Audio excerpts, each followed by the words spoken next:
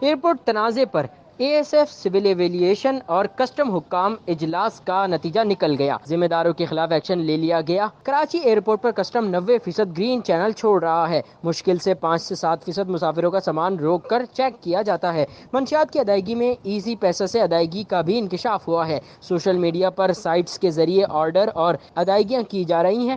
منشیات کا order parcel کر کے آن ایئر حاصل کیا جاتا ہے۔ اس موقع پر ممبر کسٹم مکرم جا کا کہنا تھا کہ ڈارک ویب، کرپٹو اور ای کامرس کا بھی منشیات کے لیے استعمال ہو رہا ہے۔ ملک بھر میں آئس بھی بار بار پکڑی جا رہی ہے۔ پہلے آئس ملک میں اتنی استعمال نہیں ہوتی تھی، لیکن اب اس کا استعمال بڑھتا جا رہا ہے۔ منشیات کے استعمال اور اس کے خاتمے کے عالمی دن پر خطاب اور میڈیا سے بات چیت میں کسٹم حکام نے کہا کہ گزشتہ 4 سال میں پاکستان کسٹم نے 75,050 ملین روپے کی منشیات کے کیسز کیے ہیں۔